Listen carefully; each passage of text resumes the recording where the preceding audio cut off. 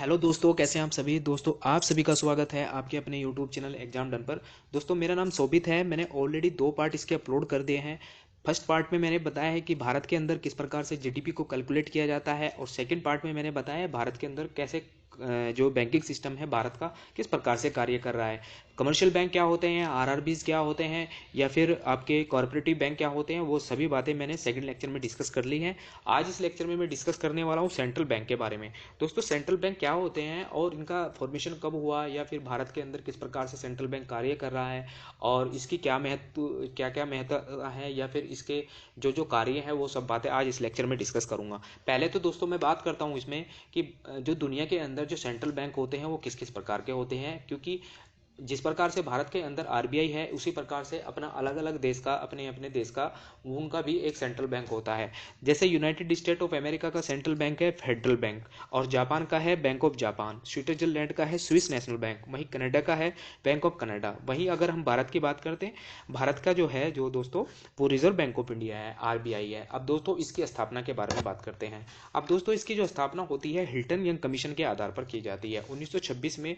Royal commission of Indian currency भी इसको finance इसको कहा जाता है। वही हिल्टन कमीशन जो होता है दोस्तों 1926 में इसकी स्थापना होती है, लेकिन 1 अप्रैल 1935 को इसको एक अधिनियम के आधार पर लाया जाता है। अब 1 अप्रैल 1935 को इसकी स्थापित किया जाता है, और 1 जनवरी 1949 को इसका राष्ट्रीयकरण कर दिया जाता है, जब भारत देश आज़ाद हो जाता है 1935 में। उस टाइम पे पता होगा आपको, ब्रिटिश सरकार हुआ करती थी। तो भारत के अंदर जब भारत आज़ाद हो जाता है तो 1 जनवरी 1949 को इसका राष्ट्रीयकरण किया जाता है। दोस्तों इसके उपकारालय भी हैं, 9 उपकारालय हैं। उत्तर पूर्वी दक्षिण और पश्चिम क्षेत्रों जो 4 अलग अलग हैं, इसमें दिल्ली, कलकत्ता और मुंबई जैसे, चेन्नई भी इसमें एक उपकारालय है। दोस्तों केंद्रीय बैंक जो होता है भारत का, जो आरबीआई है, उसका जो कार्य होता है वो लाभ अर्जित करना नहीं होता है। मतलब कोई भी इंडिविजुअल होता है, कोई भी भारत, जैसे मैं ही हूँ, मैं आरबीआई के पास अपनी जमा पैसे जमा लेके नहीं जा सकता। और वहीं दोस्तों ना ही मैं उससे ऋण ले सकता, मतलब वहां से कोई लोन ले सकता, अपना कोई लोन ग्रांट नहीं करा सकता। वहां से जो लोन ले सकते हैं वो बैंक ले सकते हैं जिनसे हम लेते हैं। जैसे एसबीआई हो गया, एसबीआई जो भारत का सबसे बड़ा कमर्शियल बैंक है, एसबीआई हो गया, पीएनबी हो गया, या फिर Canara bank, bank of Baroda, या ये सब के सब जितने भी गवर्नमेंट सेक्टर या फिर पीएसयू हैं, पीएसबी हैं, तो वो सब के सब हमें लोन प्रोवाइड कराते हैं। वो किससे लोन लेते हैं? वो आरबीआई से लोन लेते हैं। दोस्तों जो वाणिज्य बैंक होते हैं उनको ही लाभ अर्जित करना होता है, जो कमर्शियल बैंक होते हैं, लेकिन जो हमारा देश का सबसे बड़ा बैंक है वो लाभ अर्जित नहीं करता है। वह सिर्फ जनहित में कार्य करता है। इसका उद्देश्य दोस्तों बैंकिंग वित्तीय प्रणाली, हमारे नियमन, और जो लोन प्रोवाइड कराता है, जो लोन होते हैं वो बैंकों को लोन देता है। इसी प्रकार से इसको बैंकों का बैंक भी कहा जाता है।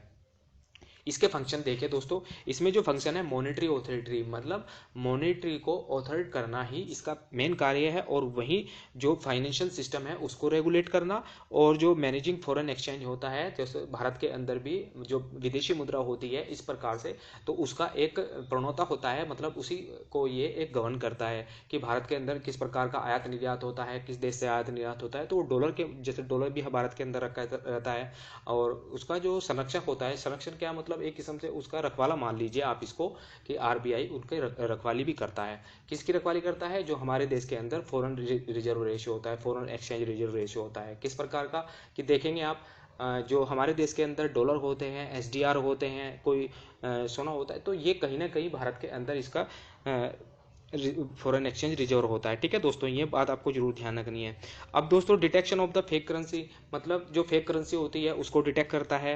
Regulator of the payment settlement, payment settlement के लिए रेगुलेट करता है। और वही डेवलपमेंट फंक्शन, फंक्शन के लिए डेवलपमेंट, ये सब बातें इसमें लिखी हुई हैं, आप इनको जरूर ध्यान रखिए। करेंसी को इशू करता है, करेंसी का इशू का मतलब है कि वो नोट को बनाते हैं। 4 यहाँ पर भारत के अंदर प्रेस हैं, आप उनको ध्यान रखिए, नासिक है, और 4 अलग अलग जगह पर, कलकत्ता में भी है, और भारत के अंदर अलग अलग जगह पर करेंसी को बनाने का निर्माण है, तो वो आरबीआई के द्वारा ही किया जाता है। दोस्तों सिक्के भी इसी के द्वारा ढाले जाते हैं, और जो भारत के अंदर सर्कुलेशन होता है, जो मॉनेटरी पॉलिसी होती है, वो सबके सब कार्य आरबीआई के द्वारा किए जाते हैं। दोस्तों ये तो बात करी मैंने आरबीआई के फंक्शन की, आरबीआई के कार्यों की। अब दोस्तों धीरे धीरे इनकी बातें आगे बढ़ते हैं कि किस प्रकार का जो हमारा कार्य होगा आरबीआई का वो क्या क्या होगा। अब दोस्तों क्रेडिट कंट्रोल एक सिस्टम होता है। क्रेडिट कंट्रोल का मतलब होता है कि भारत के अंदर किस प्रकार का क्रेडिट होना चाहिए और कैसे कैसे क्रेडिट होगा, वो कंट्रोल करने के लिए भी आरबीआई की महत्वपूर्ण भूमिका रहती है। अब दोस्तों नेगोशिएटिंग और repayment plan, checking customer credit rating किस प्रकार की है भारत के अंदर, और dealing with the internal and external payment queries, जितनी भी क्वेरीज होती है वो सब क्रेडिट कंट्रोल देखती है। एक संस्था है दोस्तों, वो मैंने पिछले लेक्चर में आपको बताई थी कि किस प्रकार से जो क्रेडिट कंट्रोल होती है वो क्या क्या कार्य करती है। ये तो हो गई बात दोस्तों इसमें कि भारत के अंदर किस प्रकार का क्रेडिट कंट्रोल है। अब दोस्तों मैं आपको दो प्रकार की पॉलिसी बताता हूँ, ठीक है दोस्तों। इसमें आप देखिए कि भारत के अंदर दो प्रकार के पॉलिसी होती है, एक होती है मॉनेटरी पॉलिसी, एक होती है फिस्कल पॉलिसी। पहले मैं मॉनेटरी पॉलिसी की बात करूंगा। मॉनेटरी पॉलिसी की बात होती है दोस्तों, इसमें इंटरेस्ट रेट के आधार पर जो टूल होते हैं उसको मॉनिटर किया जाता है। उसको मॉनिटर किया जाता है, किसको किया जाता है? आरबीआई के। भारत देश के अंदर महंगाई होती है, ब्याज दरें होती हैं, और वो सभी के सभी जो किए जाते हैं वो इंटरेस्ट रेट यानी कि ब्याज दरों को घटा बढ़ाकर की जाती है। वहीं अगर जो फिस्कल पॉलिसी होती है वो टैक्स एंड गवर्नमेंट स्पेंडिंग करती है। फिस्कल पॉलिसी को गवर्नमेंट गवर्न करती है और मॉनेटरी पॉलिसी को कौन गवर्न करती है? आरबीआई करती है। दोनों अलग अलग मेथड है दोस्तों, इनको ध्यान रखना है, लेकिन कार्य दोनों का एक ही है, महंगाई को कंट्रोल करना और ब्याज को बढ़ाना घटाना, कार्य दोनों का एक ही है। फिस्कल पॉलिसी क्या है? जिसको आप कह सकते हैं राजकोषीय नीति। और वहीं अगर मॉनेटरी पॉलिसी क्या क्या है दोस्तों? मतलब आपको मौद्रिक नीति। मौद्रिक नीति का आधार से मतलब है कि ये जो आरबीआई के द्वारा गवर्न की जाती है। राजकोषीय का मतलब राज्य के कोष के पॉलिसी, राज्य के किस प्रकार का कोष होगा तो इस प्रकार से उसको गवर्न किया जाता है सरकार के द्वारा।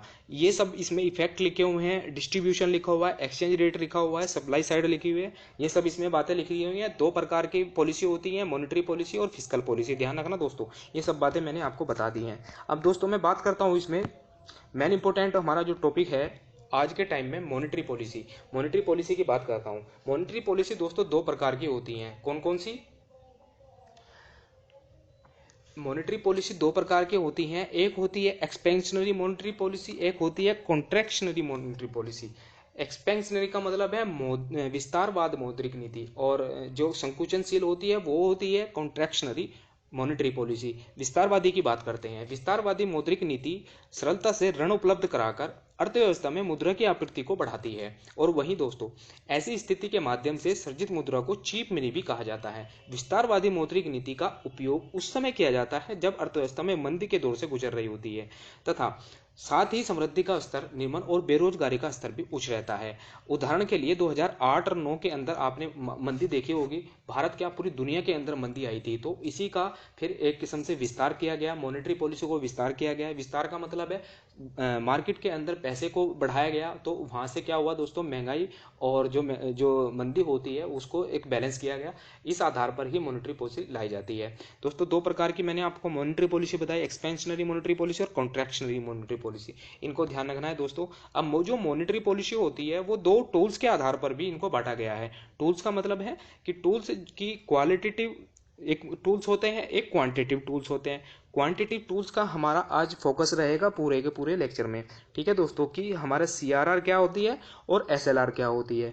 अब दोस्तों धीरे धीरे करके एक एक चीज़ों को समझ लेते हैं, जिससे कि लेक्चर ज़्यादा बड़ा ना हो, कि इसमें आपकी डिमांड भी रहती है कि लेक्चर ज़्यादा बड़ा नहीं होना चाहिए, लेकिन मैं थोड़ा सा बातें इसमें थोड़ी थोड़ी करूँगा, आपकी समझ में जरूर आ जाएगा। अब जो सीआरआर होता है यानी कि cash reserve ratio, cash reserve ratio का जो कार्य होता है दोस्तों, अब देखिए कि जो हमारे पास जो नगद आरक्षित अनुपात है, भारत देश के अंदर आरबीआई है, समझने की बात है, आरबीआई भारत देश के अंदर कार्य कर रही है। अब इसको बैंकों का बैंक भी कहा जाता है। बैंकों का बैंक का मतलब है कि बैंक इनसे लोन लेते हैं, जो कमर्शियल बैंक होते हैं, आरआरबीज होते हैं, या फिर जो कॉर्पोरेटिव बैंक होते हैं, वो इससे आरबीआई से लोन लेते हैं। तो आरबीआई के नियम कायदे कानून पर भी तो उनको चलना है। अब आरबीआई नियम कायदे कानून उनके लिए क्या बनाएगी? अनुपात के अंदर बनाएगी। अनुपात के अंदर का मतलब है कि अगर आप पैसे दे रहे हैं तो जिनका पैसा आपने लेके दिया उनके लिए आपको इतना परसेंट आपको यानी कि इतने अनुपात में आपको उनके लिए पैसा भी रखना जरूरी है। क्या समझे दोस्तों? अगेन एक बार और बता देता हूं, भारत देश के अंदर आरबीआई है। आरबीआई बैंकों का बैंक कहा जाता है। बैंकों का बैंक का मतलब है कि जो कमर्शियल बैंक होते हैं आरबीआई से उधार लेते हैं। अब आरबीआई के अंडर आ गए वो। अब आरबीआई के अंडर आने के बाद उनकी जो आरबीआई के जो नियम कायदे कानून है, जो उसके अधिनियम है, उसके आधार पर उनको कहा गया है कि आपको इतने अनुपात के अंदर आपने या मेरे पास इतना पैसा रखना है, ताकि अगर कभी इमरजेंसी आ जाती है कि आपके पास लिक्विडिटी या फिर ऋण देने के लिए या उनका जिनका पैसा आपने लिया है, क्योंकि जो कमर्शियल बैंक होते हैं वो जमा भी तो स्वीकार करते हैं। जो एक आम आदमी होती है वो उनके पास जाके पैसे जमा करता है और वही वो उनको लोन प्रोवाइड कराते हैं। एक टाइम ऐसा आ जाता है कि उनके पास डिमांड नहीं होती, यानी कि डिमांड डिपॉजिट नहीं होता और उनको लोन भी देना होता है। तो इस आधार पर जो पैसा जिनका पैसा जमा हुआ है उसको देने के लिए उनको रिजर्व में रखा जाता है। इतने परसेंट आपको कैश रिजर्व रखना होगा, उसी को कहा जाता है दोस्तों CRR। समझ गए दोस्तों? इसकी जो सीमा होती है 3% और 20% तक निर्धारित की जा सकती है कि अगर आपको 3% या 20% के बीच में रखना है, कि अगर आपके पास 100 रुपए हैं तो आप 15% रख दीजिए या फिर 15 रुपये रख दीजिए या 10-11 रुपये, इतने रखने हैं आपको। तो इतने आपको रखने हैं कि जिसका पैसा आपने लिया है उसको पैसा वापस कर सके। ठीक है दोस्तों? CRR उच्च होने पर बैंकों द्वारा अर्थव्यवस्था में प्रतिभागियों के जो ऋण देने के लिए कम धन होता है उपलब्ध होता है। आरबीआई अर्थव्यवस्था में ऋण के दायरे को संकुचित करने के लिए CRR के बढ़ोतरी तथा निम्न विस्तार हेतु CRR में कमी करता है। अगेन आपको एक और बात बता देता हूँ, ये क्वेश्चन इंपॉर्टेंट है, इसको ध्यान रखना है। जो CRR की अगर कमी की जाती है तो क्या होता है? तो दोस्तों वहां पर जो CRR की कमी की जाती है तो लिक्विडिटी बढ़ जाती है। अगर CRR को बढ़ा दिया जाता है तो लिक्विडिटी घट जाती है। वही बात इसमें आरबीआई कहता है। ठीक है? मौद्रिक नीति के उपकरण के रूप में CRR का उपयोग उस स्थिति में किया जाता है जब ऋण और मुद्रास्फीति को नियंत्रित करने के लिए गंभीर आवश्यकता होती है। अन्यथा आरबीआई अपने जो संकेत देने के लिए रेपो और रिवर्स रेपो को नीतिगत दरों पर निर्भर रहती है। वो तो आपको पता है, जो रेपो रेट होती है और जो रिवर्स रेपो रेट होती है। दोस्तों ये तो हो गया CRR के बारे में बात। अब दोस्तों मैं बात करता हूं SLR के बारे में, ये भी इंपॉर्टेंट है। अब SLR क्या होती है?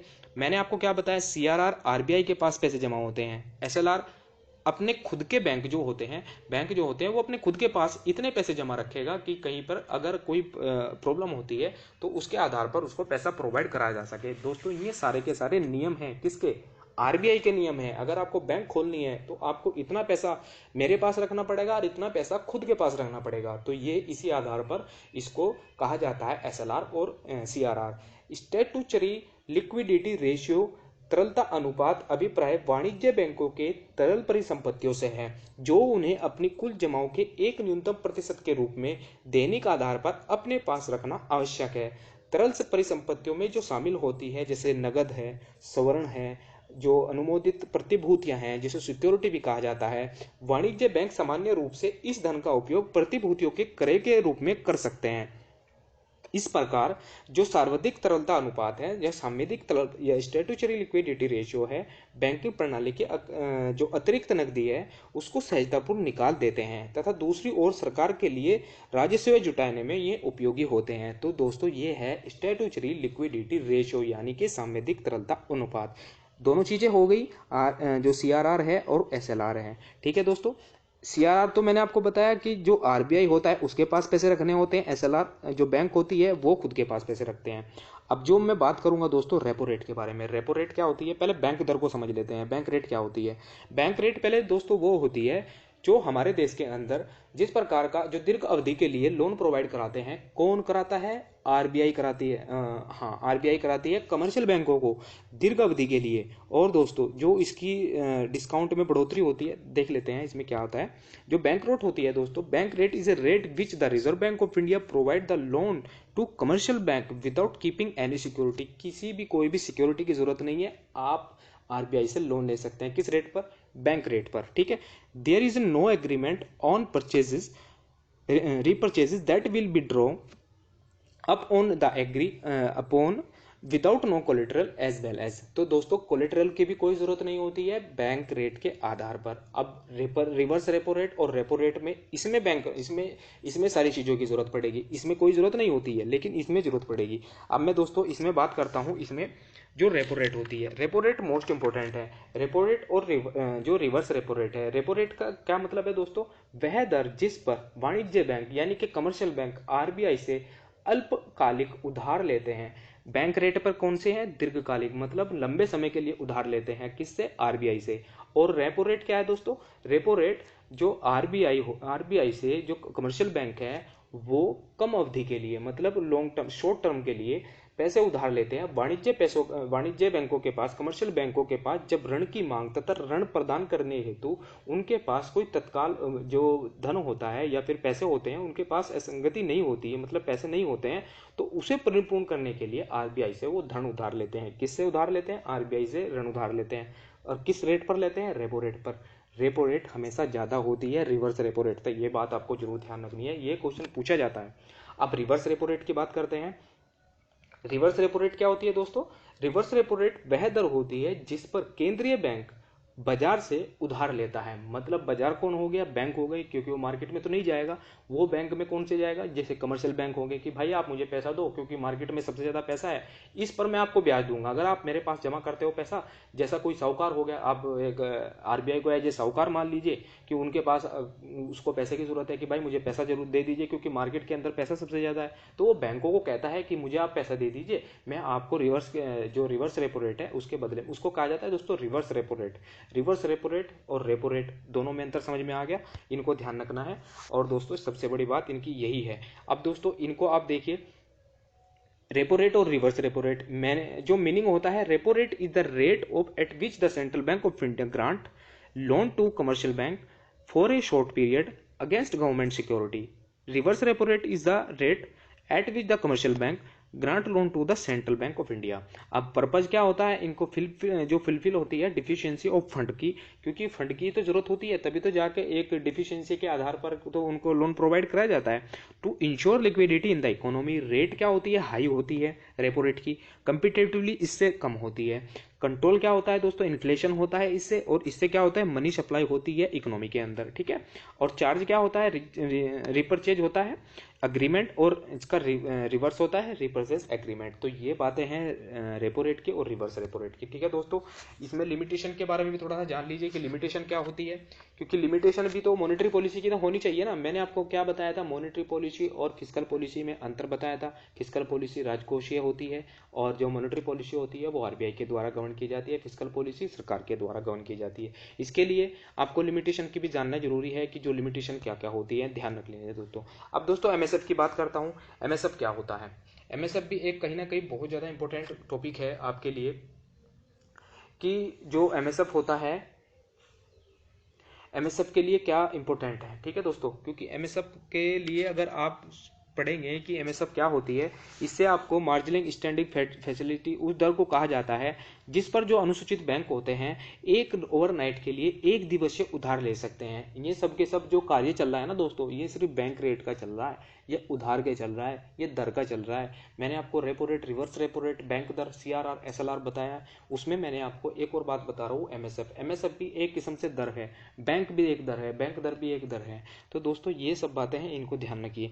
मार्जिनल स्टैंडिंग फैसिलिटी का क्या मतलब है कि आपको, जैसे कि मैं एक थोड़ा सा एक अपनी लैंग्वेज में बता देता हूँ, थोड़ा सा इसको समझाऊंगा कि भाई मुझे 1 लाख रुपए की सख्त ज़रूरत है और इमरजेंसी में ज़रूर चाहिए, अभी चाहिए, मुझे एक दिन के लिए चाहिए।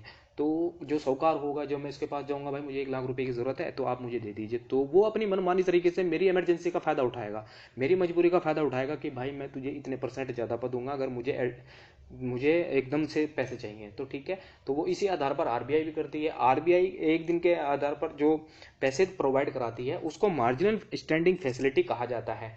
बैंकों को देती है, जो बैंक होते हैं उनको ही तो देती है, और जो 1% ज़्यादा मांग लिया या फिर 2% ज़्यादा मांग लिया, तो इसी आधार पर वो सिक्योरिटी कहीं ना कहीं अपनी रख देते हैं कि भाई ये मेरे पास ये चीज़ें हैं, आप रख लीजिए ने, और इसके आधार में मुझे एवज में पैसा दे दिए। लेकिन दोस्तों कमी कहाँ पे आती है, बैंकों के पास कमी किस प्रकार से आती है, कमी आती है दोस्तों एनपीए होने में।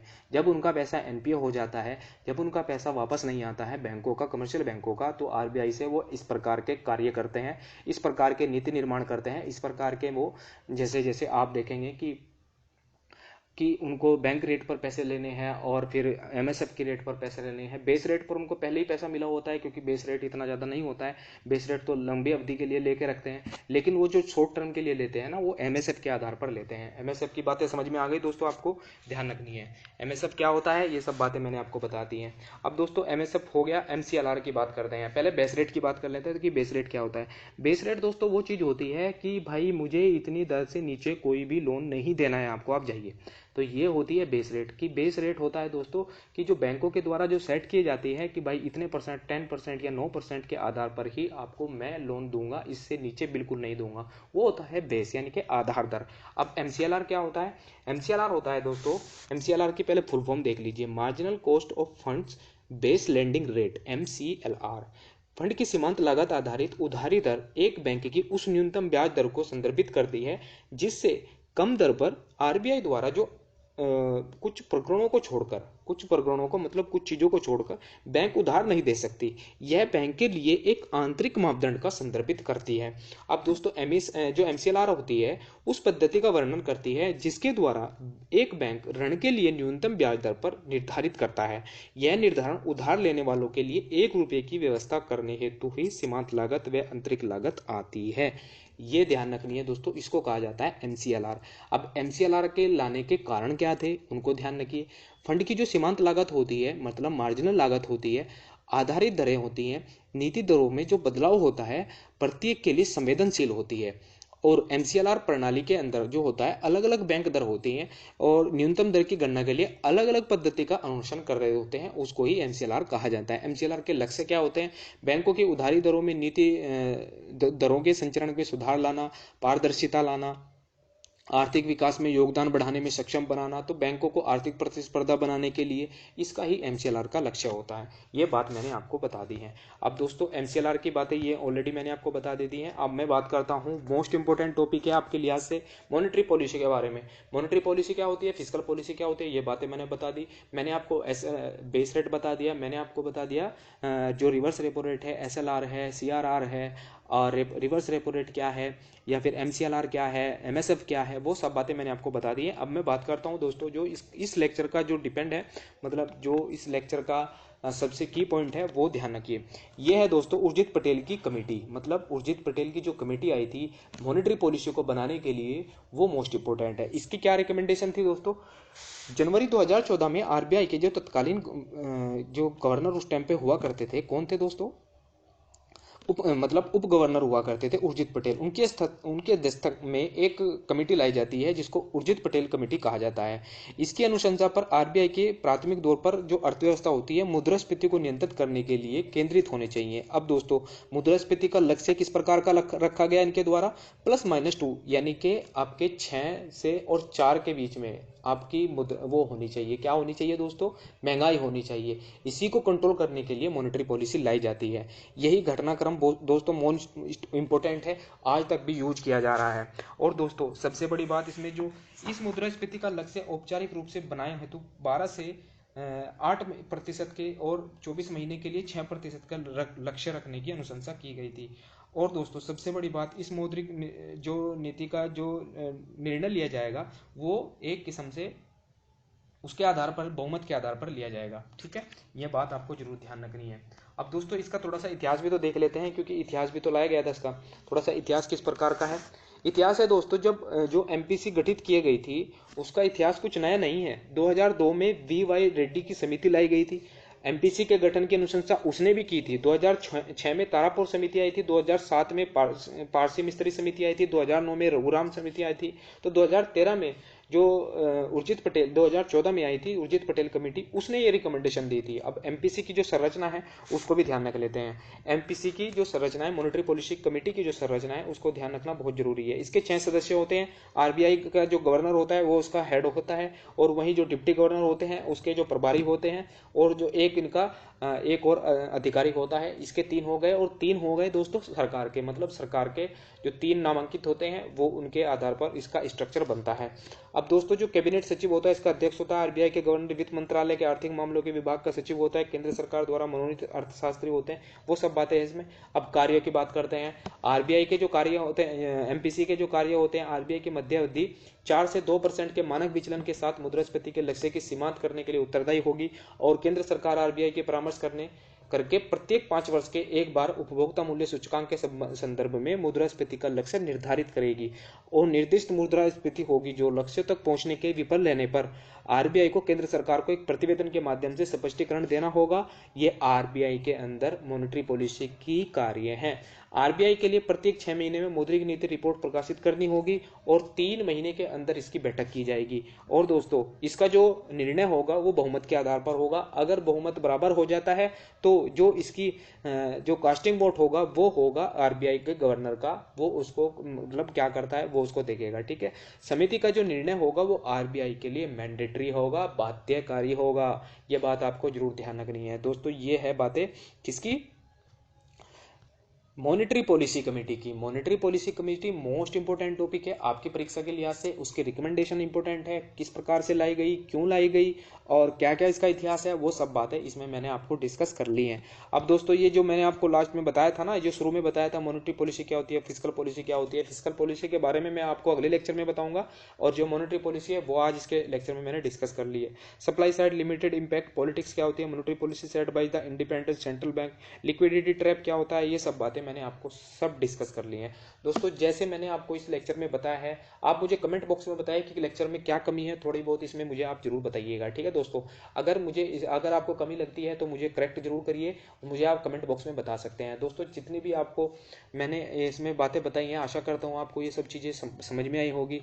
और प्लीज़ मैं आपसे एक बार और रिक्वेस्ट करता हूं कि चैनल को सब्सक्राइब करना मत भूलें, क्योंकि अगर आप चैनल को सब्सक्राइब करते हैं तो मुझे मोटिवेशन मिलता है कि मैं आगे आने वाले समय में आपके लिए अच्छे अच्छे कंटेंट लाता रहूंगा। दोस्तों अगर आप यूपीएससी की तैयारी कर रहे हैं या फिर किसी भी स्टेट एग्जाम की तैयारी कर रहे हैं, आपके लिए इकोनॉमिक सेक्टर बहुत ज़्यादा इंपॉर्टेंट है, क्योंकि कहीं ना कहीं लगभग 21 से 22 सवाल पूछे जा रहे हैं हर साल। इंपॉर्टेंट इतना है, अब ये तो नहीं पता है कि आप इकोनॉमिक सेक्टर में, जैसे एग्रीकल्चर भी इकोनॉमिक सेक्टर में आ गया, जो इंफ्रास्ट्रक्चर है, जो आपकी जो फर्स्ट और आपके तीनों सेक्टर हैं वो सब के सब इकोनॉमिक सेक्टर के अंदर ही तो आते हैं। अब वो सभी के सभी आपके लिए लगभग 21 से 22 सवाल आपके बनाते हैं यूपीएससी प्रीलिम्स एग्जाम के अंदर। और वहीं अगर मैं आपको बात करूं मेंस एग्जाम की, इसका भी वेटेज बहुत ज़्यादा रहता है सेकंड में, थर्ड में और फोर्थ में। चारों के चारों पेपर, तीनों पेपर में, फर्स्ट पेपर तो इतिहास का होता है, लेकिन जो 3 पेपर मेंस के होते हैं ना, GS1, GS2, GS3, GS4, तो ये तीनों के तीनों पेपरों में जो वेटेज होता है वो सबसे ज़्यादा इसी का होता है। तो आपको ध्यान रखना है, इकोनॉमिक को बिल्कुल भी लाइट नहीं लेना है और इकोनॉमिक के लिए आपको हमेशा से ज़्यादा एक्टिव रहना है। ठीक है दोस्तों मिलते हैं अपनी नेक्स्ट वीडियो में। चैनल को सब्सक्राइब करना मत भूलें। Thank you all of you.